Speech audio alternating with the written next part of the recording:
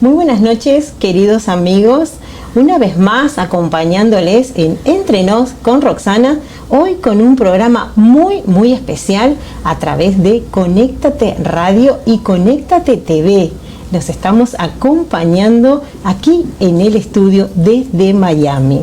Como siempre, nos pueden seguir a través de todas las plataformas o en el app que lo pueden bajar, Conéctate TV o Conéctate TV Radio. Gracias por escucharnos, por acompañarnos, y estoy muy emocionada porque hoy vamos a estar hablando de amor, de historias, de sabiduría de la vida, de política tal vez, pero sin más preámbulos quiero darle la bienvenida y con ese aplauso mágico que existe como siempre cuando nos presentamos al señor José Luis González.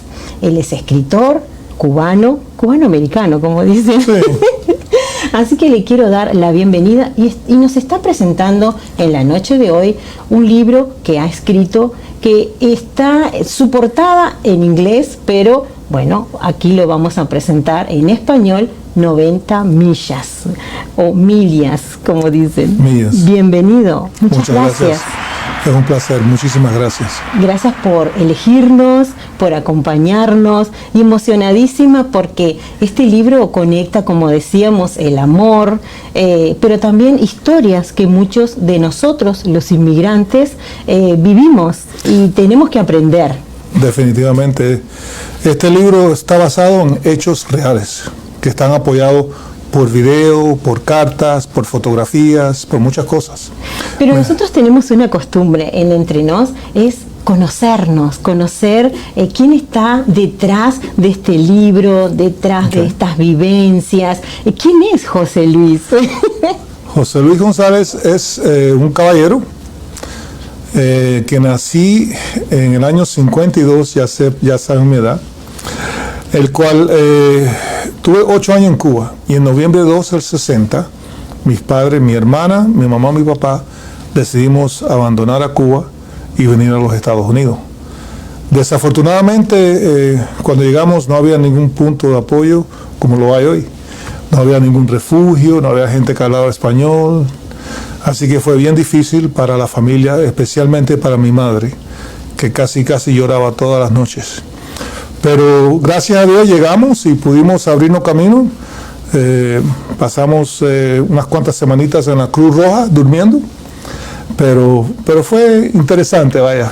¿Todavía no existía lo que es la Torre de la Libertad, que se conoce aquí en Miami, tan emblemática, o ya existía? La torre existía, pero no era un edificio de oficinas, era una oficina, no había un refugio de ningún tipo.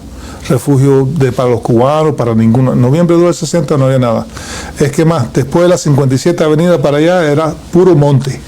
Eso cuentan las personas que han llegado en esa época, que Miami ha sido construido, ¿no?, por los cubanos, por todas esas vivencias que traían, por las lágrimas de los cubanos. Las calles de Miami están regadas de esas lágrimas.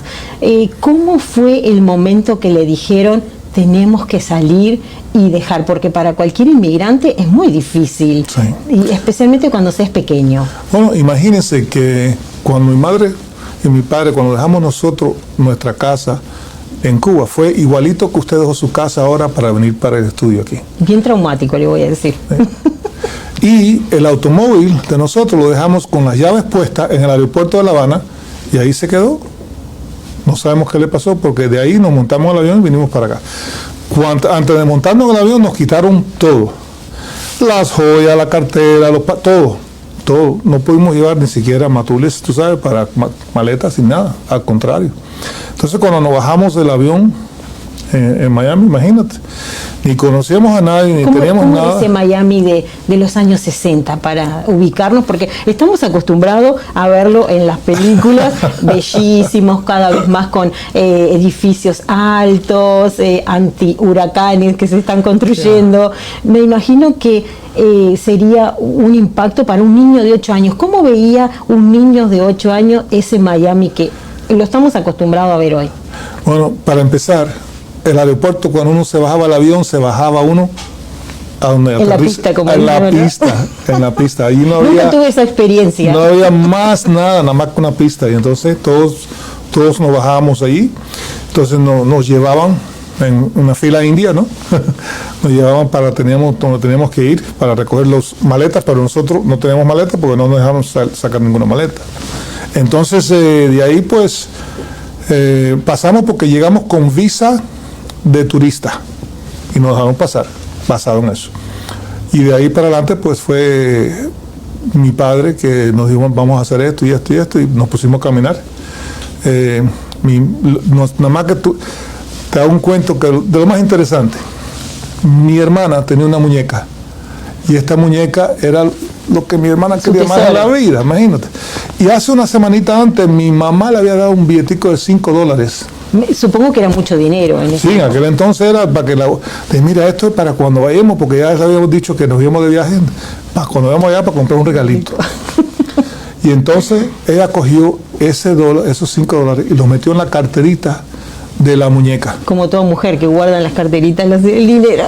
Y imagínate, lo más cómico de todo es que cuando llegamos al aeropuerto nos quitaron todo, incluso nos quitaron la muñeca.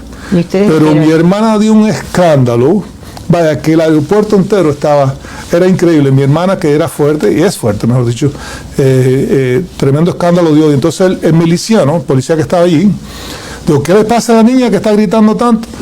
No, es la muñeca, necesita la muñeca, por favor.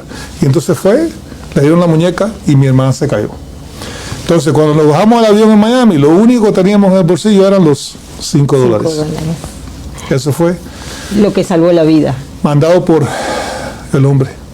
Y después, ¿cómo comenzaron a incorporarse a esta sociedad que en ese momento, como usted decía, no hablaban inglés? Que nos tenemos que sentir privilegiados hoy día que llegamos y podemos hablar español, que al contrario nos cuesta asimilarnos con el inglés porque, por el trabajo y porque en realidad Miami se está transformando en una sociedad, sí, más hispana que anglo. ¿Cómo se ubicó en esta sociedad? Imagínate, el inglés de mi padre era un inglés de Jalialía, como dice. Yo creo que el de Jalialía es muy bueno para lo que tenía. Mi padre tenía un acento bien fuerte, pobrecito. Y mi madre, igual. Así que la que hablaba más inglés de todo era mi hermana. Ella era la que más coraje tenía y ella nos ayudó a ubicarnos y entonces poco a poco fuimos caminando hasta que cogimos los 5 pesitos cogimos un taxi y fuimos al hotel más cerca. Y entonces nos llegamos al hotel, en aquel entonces tarjeta de crédito y esas cosas que no existían, entonces todo era firmar y pagabas, ¿no? Entonces todavía quedaba el acuerdo de la palabra. Exacto. Todavía. El honor. Mi padre firmó. Entramos a un hotelito chiquito, un cuarto, y ahí estuvimos una semana, un poquito más de una semana, hasta que vino el manager del hotel y me dijo, oye, ha estado aquí comiendo, viviendo una semana, necesito un poquito de dinerito, papá. Imagínate, mi padre no había podido conseguir trabajo, ni mi mamá tampoco, nosotros dos estábamos siempre en el hotel. En fin, llamaron a la policía. Después que llaman a la policía viene y le explicamos la situación cuál es, la policía nos lleva, le fuerzan a mi padre a firmar una nota, que mi padre estaba dispuesto a firmar una nota, un pagaré al hotel, y mi padre sí le pagó ese dinero al hotel después de que pudo buscar un trabajo y se encaminó. Y al fin fue difícil, fue bien difícil porque, ¿qué le puedo decir? Esos momentos se graban en la mente. Y puedo cerrar los ojos hoy en día y mirar y veo la cara del manager del hotel, que en realidad fue una gran persona, que nos ayudó. Llamando a la policía, dormimos una noche, no dormimos porque estábamos sentados en sillas, pero en la estación de policía, y entonces de ahí nos mandaron a la Cruz Roja, donde nos quedamos como 6 semanas más o menos.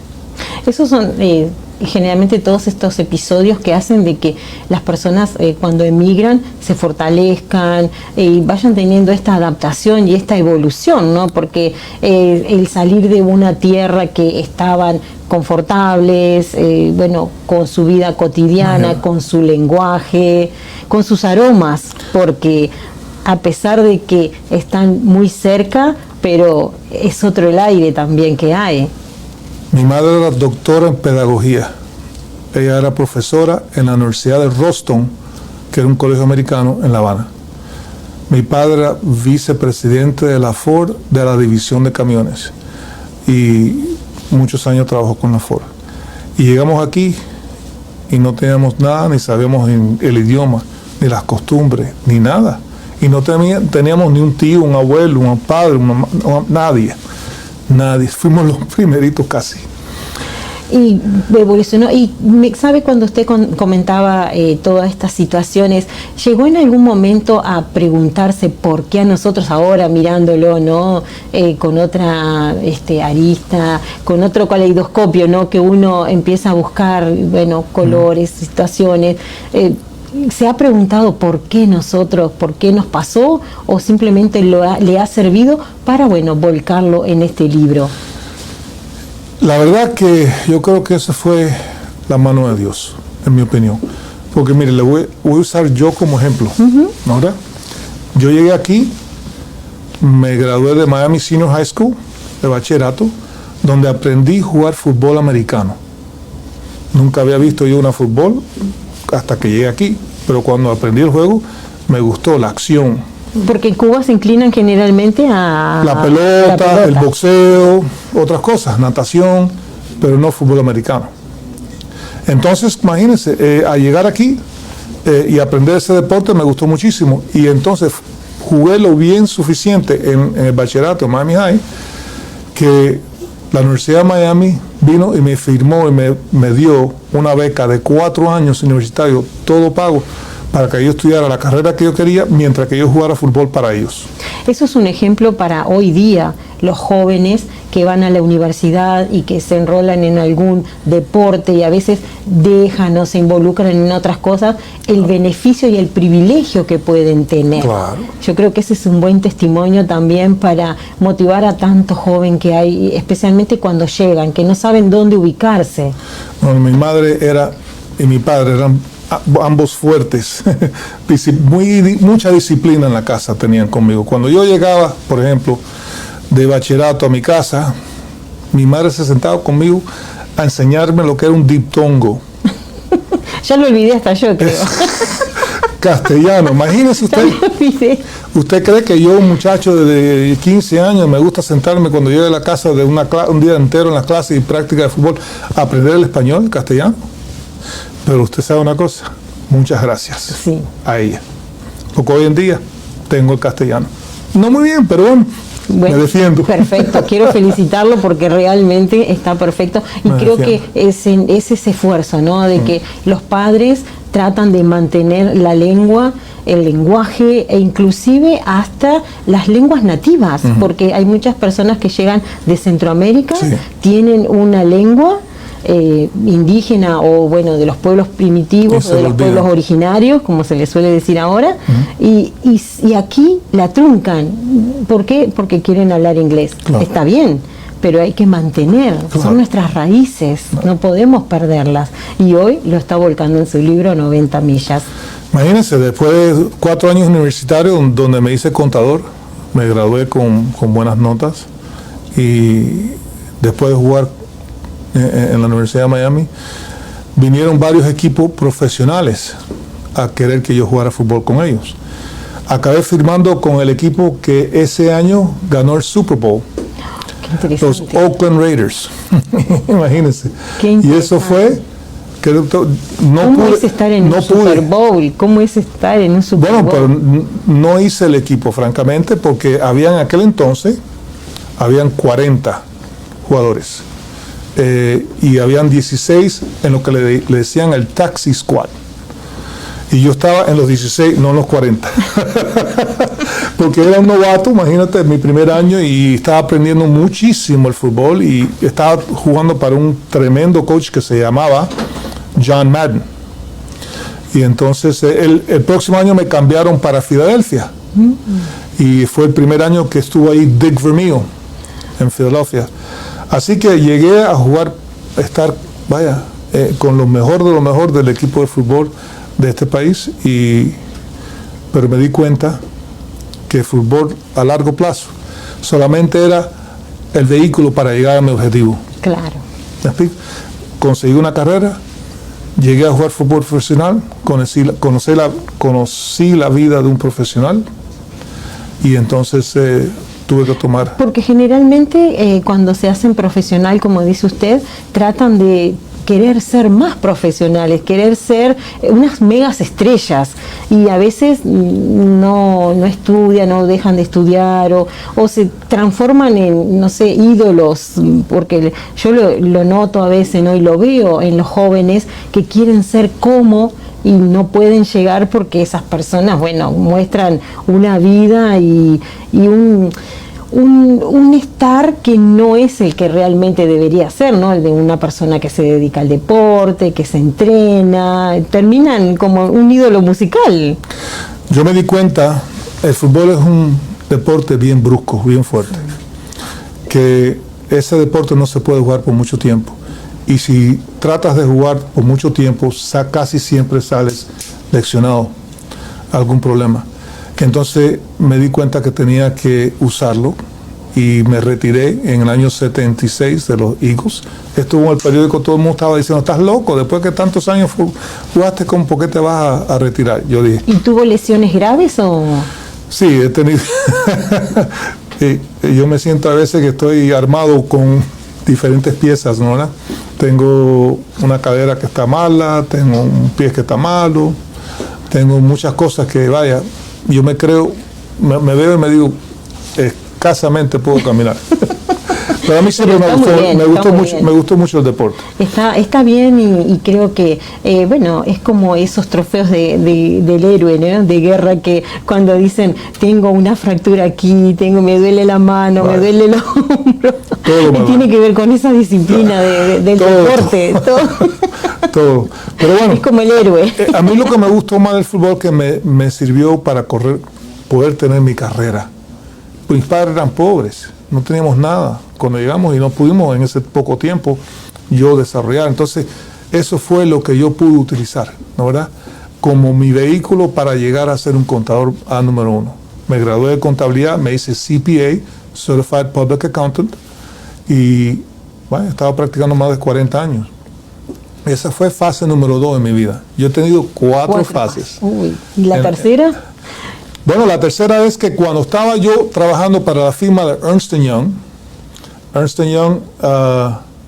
en aquel entonces se llamaba Ernst & Ernst. Primero fue Ernst & Ernst, Ernst & Winnie y Ernst & Young. Ha sido el paso que ha tomado esa firma. Yo tuve la suerte que me dieron la oportunidad de trabajar en una auditoría de una de las mejores compañías de producción en el mundo, Paramount Pictures. Esa compañía en aquel entonces los dueños eran Gulf and Western, era la compañía que eran dueños de Paramount Pictures, y entonces me mandaron a hacer una auditoría y aprendí la farándula de producción. Qué interesante. Por la parte de atrás. Porque generalmente muestran una parte que siempre digo que hay que aprender también y estudiar, la otra que es la producción, la dirección, todo lo que tiene que ver con lo técnico, que creo yo que no es tan valorada, me parece a mí. ¿Y qué rescató de esos momentos? No, imagínate, eso fue fantástico, maravilloso, porque aprendí que uno no firma nada sino tenerlo vendido antes. Es buen consejo, eso es para todos. Quiero que lo repita. Es mejor verificar que está vendido el producto que vas a hacer, así que vende el producto que vas a firmar antes de firmarlo. Ya escucharon, oyentes. Y eso te apoya como financiamiento para tú poder tener el presupuesto para hacer la película que quieres hacer o la producción que quieras hacer. ¿Y cómo fue llegar a ese lugar tan mágico? Yo me lo imagino sumamente mágico, hermoso. Soy bilingüe, era bilingüe en aquel entonces y tuve la oportunidad de trabajar en varias producciones que ellos tuvieron que necesitaban el castellano y yo tenía el castellano. Ahí se acordó de mamá. Dijo, qué bueno que me enseñó la bitongo. Usted no sabe cuántas veces me he acordado yo de mi madre. Muchísimas veces. Y hasta todos los días. Pero bueno, aprendí la farándula de producción y de distribución mundialmente, porque Paramount es una compañía mundial. Y ahí fue donde la fase número 3 empieza, que me decidí a producir. Y entonces hice mis propias producciones. La primera fue una película que salió, yo fui el executive producer, usted la puede ver, se llama Shadow Force. Vamos a buscarla. On duty, they're cops. Cuando están trabajando los policías, son policías. Off duty, they're killers. Cuando están off y no están trabajando, son asesinos. Qué interesante. Ese era el tema de la película. Y lo hice con Dirk Benedict, que era un buen artista. Él era un artista de The A-Team, que fue un show que corrió aquí en los Estados Unidos muchos años. Esa fue la primera película mía de executive producer. Después me metí un poquito más profundo, me decidí a escribir, producir y dirigir. ¿Y actuar? Bueno, actué en la película de Shadow Force. Sí, vamos a tener que buscarla. Vamos a búsquela. Hay un guardia que se llama Luis, un guardaespaldas. Qué ocurrente, ¿no? Yo soy el guardaespaldas, uno de ellos. Entonces imagínense, pues es una cosa de lo más...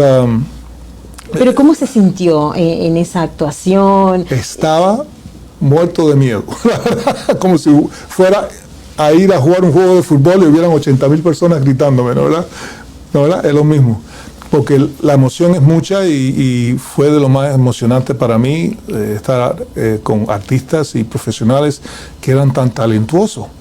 ¿No Siempre he escuchado que la adrenalina del cine es totalmente diferente a la del teatro, a la televisión, que son momentos únicos y mágicos. Siempre he escuchado eso, nunca hice una película. Pues entonces escribí y dirigí otro producto que se llama The Last Semester, el último trimestre.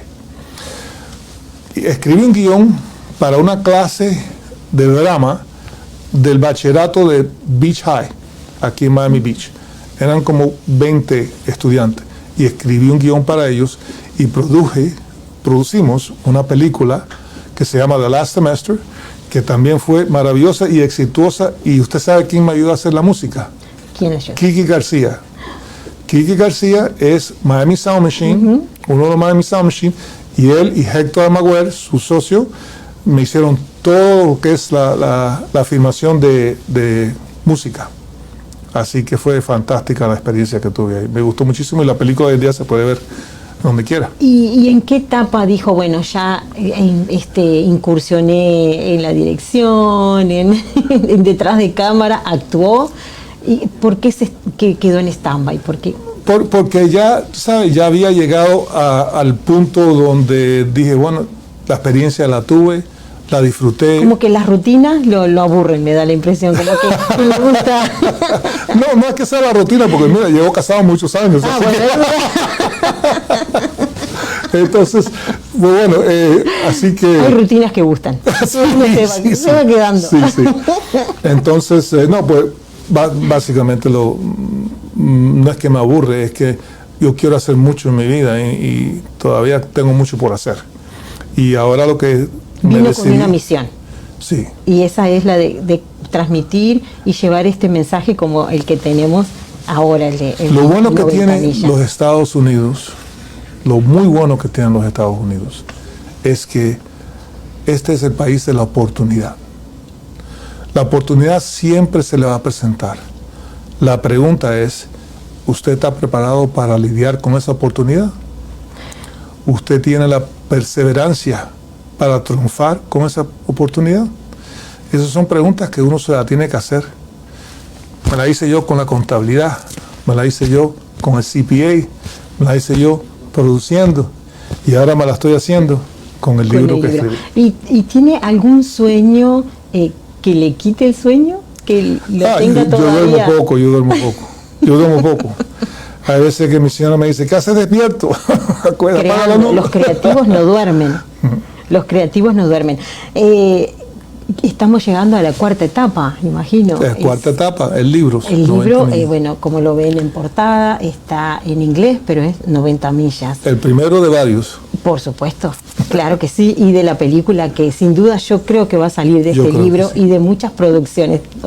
Ojalá. Y otras cosas que tendrán, me imagino yo. ¿De qué se trata este libro?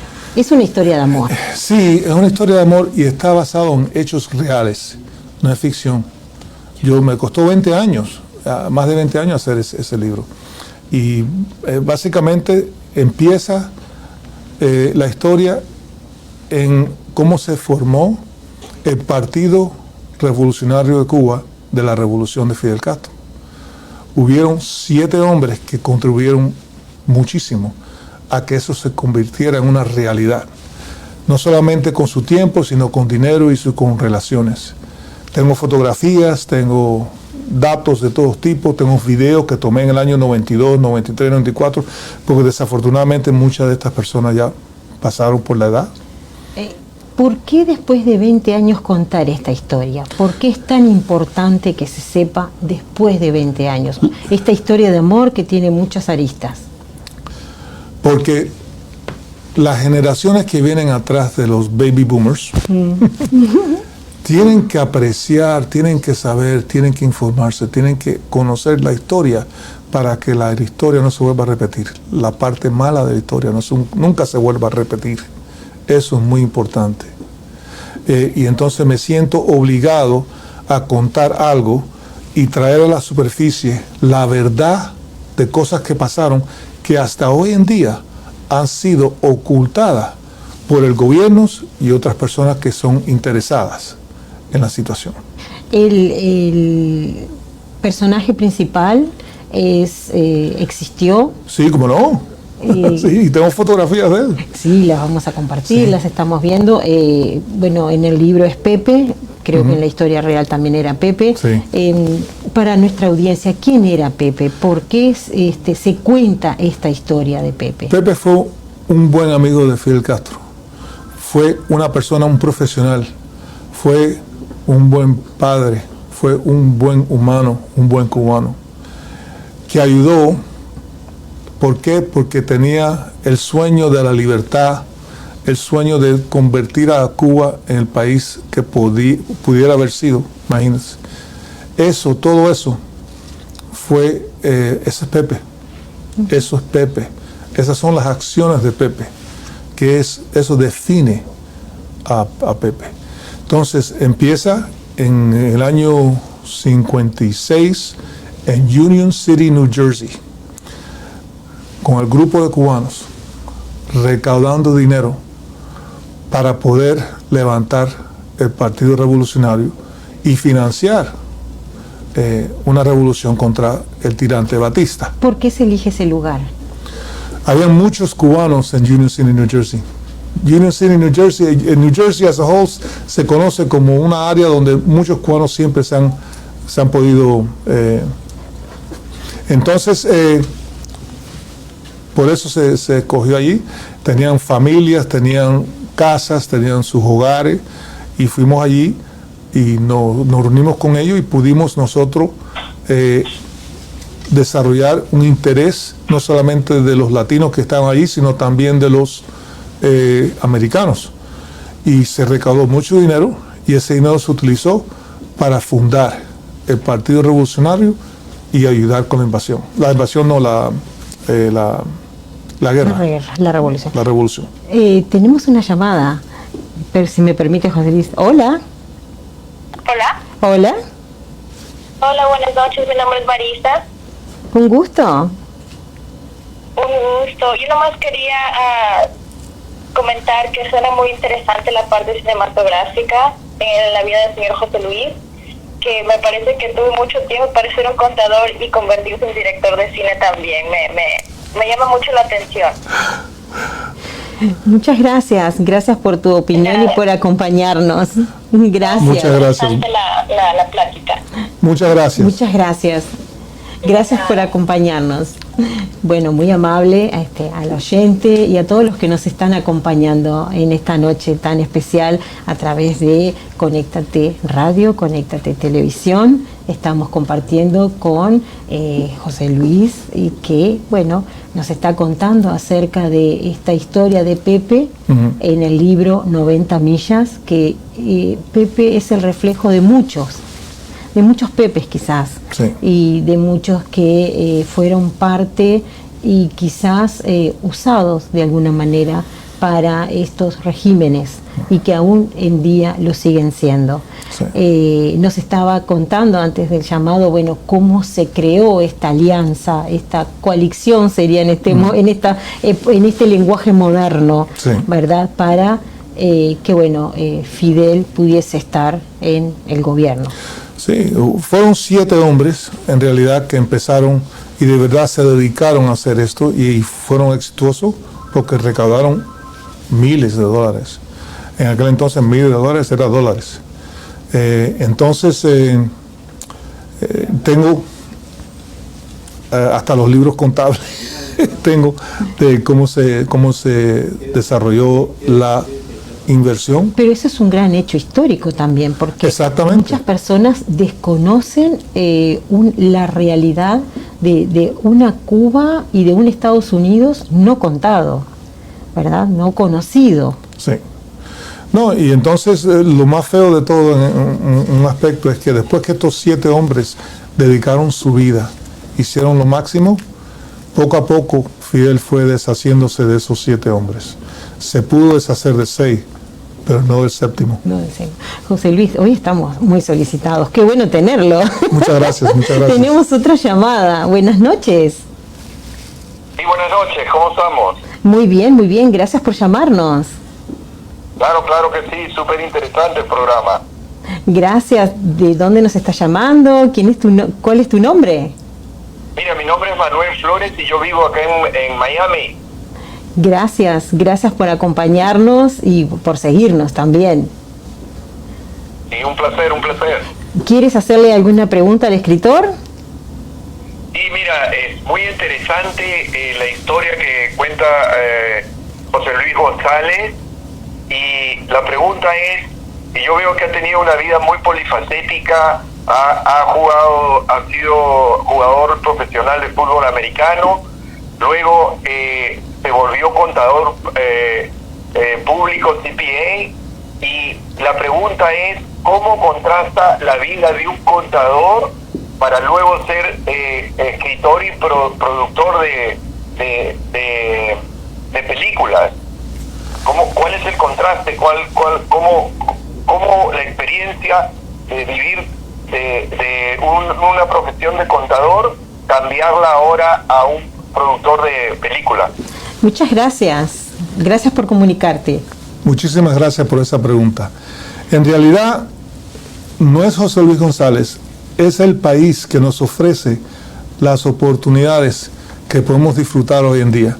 En este país uno puede ser un contador, un futbolista, un productor, escritor. Lo que uno elija ser, lo que uno sueñe ser. No solamente sueñe, porque uno tiene que entonces perseverar, o sea que tiene que llevarlo todo a la realidad. Es muy importante. Y eso, la única persona que lo puede hacer es uno mismo. Y retomando lo que estábamos conociendo de este libro 90 millas, que va a ser traducido al español para que la comunidad hispana también se acerque, conozca, no importa que no sea cubana, porque en realidad el eje es conocer y no desconocer lo que sucede en un país que pueda repetirse. Generalmente se dice, tenemos que conocer nuestra historia para que no se vuelva a repetir, claro, pero en realidad la estamos multiplicando cada vez más. Es verdad.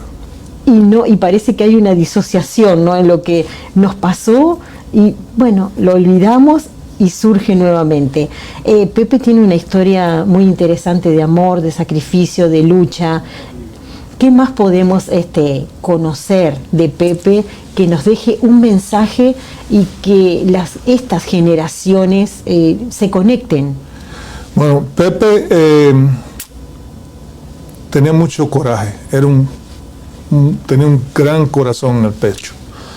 Él se fue de Cuba porque su novia de aquel entonces, él tenía una novia y ella cayó embarazada.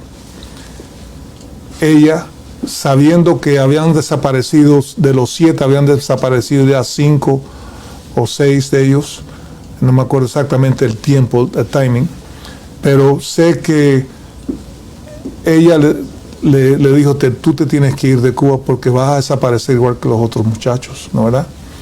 Y entonces no le dijo que estaba embarazada con la criatura de Pepe, porque si le llega a decir a Pepe que está embarazada, Pepe no se va de Cuba. Y a Pepe no irse, a lo mejor ese es el fin de Pepe. Entonces, y esta historia no existiera hoy. Exactamente. Entonces, él se fue pensando que él podía traerla a ella después, sin problema, porque a través de un avión o visa, de alguna manera se gestionar la situación. Pero cuando llegó a Miami, al poco se enteró que ella estaba embarazada y no se lo había dicho a él. Entonces, en ciertos aspectos, él se llenó de coraje. Que se habrá enojado bastante. Sí, y él quiso resolucionar eso lo más pronto posible.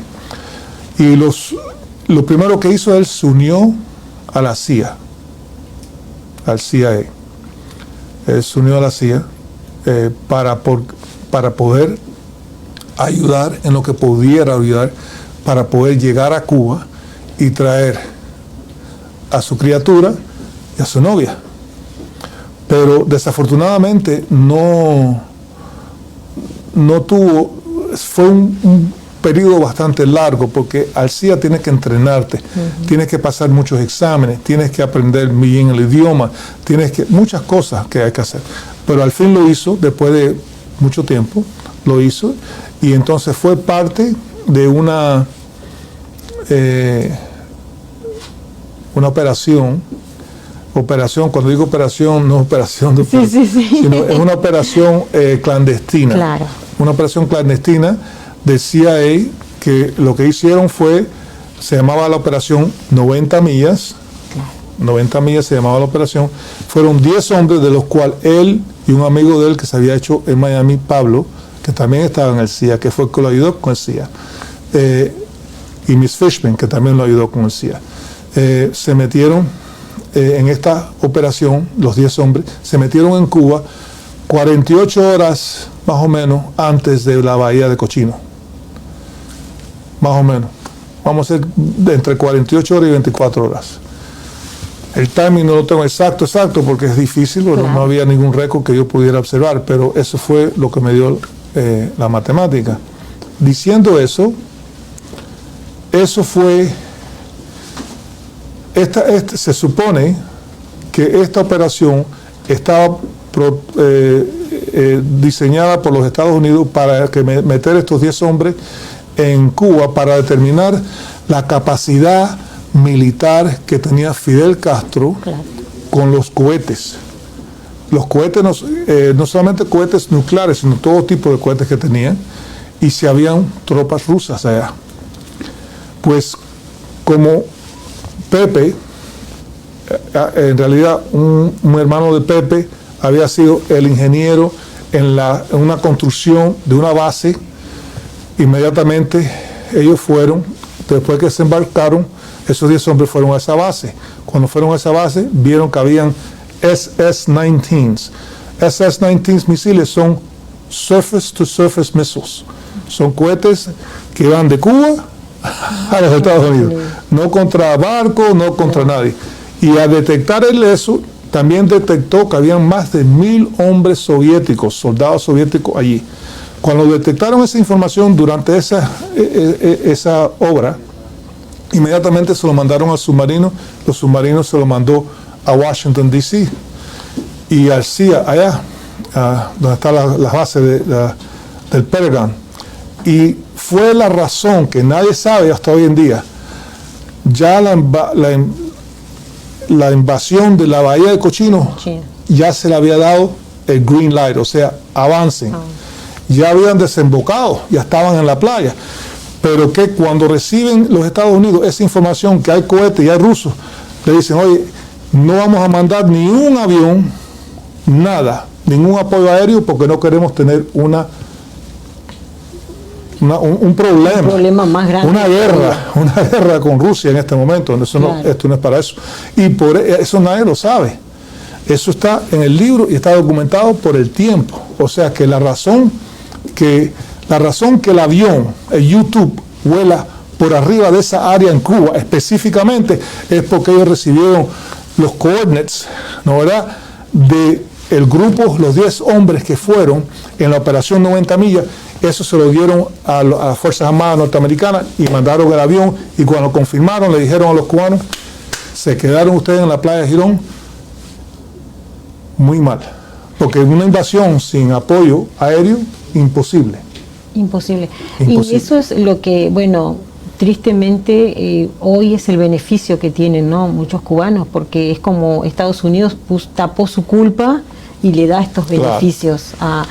Este libro refleja mucha historia, refleja, bueno, eso que decíamos al comienzo de lo no contado, de lo oculto. ¿Cómo se documenta? ¿En qué otras bases? ¿En qué otro soporte se encuentra usted para, bueno, decir, digamos la verdad y no la sigamos ocultando? ¿Cuáles son? Mis principios. Los principios.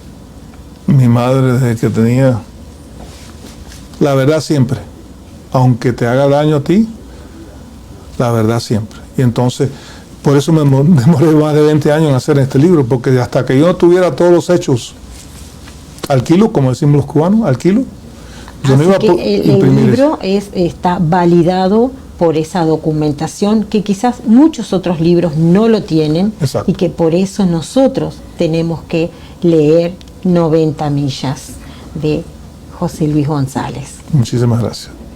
Muy lindo. ¿Cuál es el mensaje que quiere dejar para toda la audiencia, para toda esta generación que está llegando?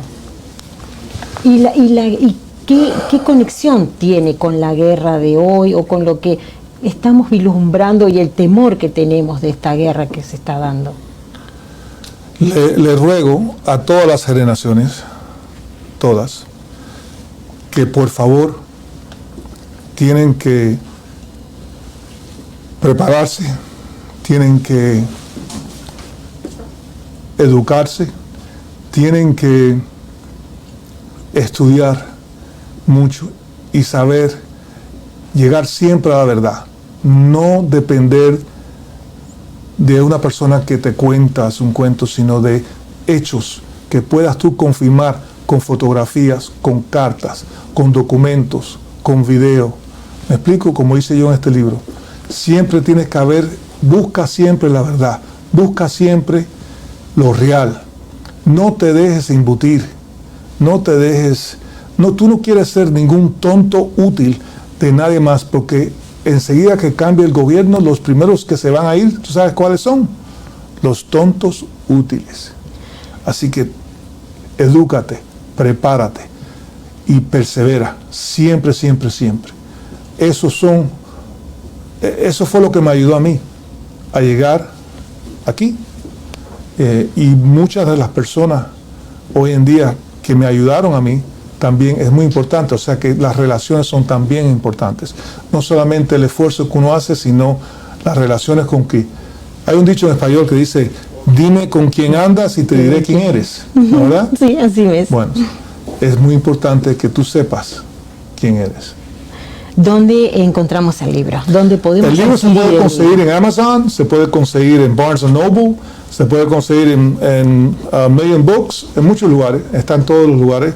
Especialmente en el internet lo puedo conseguir bien fácil, y solamente en 3 o 4 días le llega el libro. Y si quieres, si me puedo reunir, voy a tener ciertos eventos pronto. Estos eventos que voy a tener pronto, yo le puedo personalmente dedicarle una copia del libro si usted lo desea.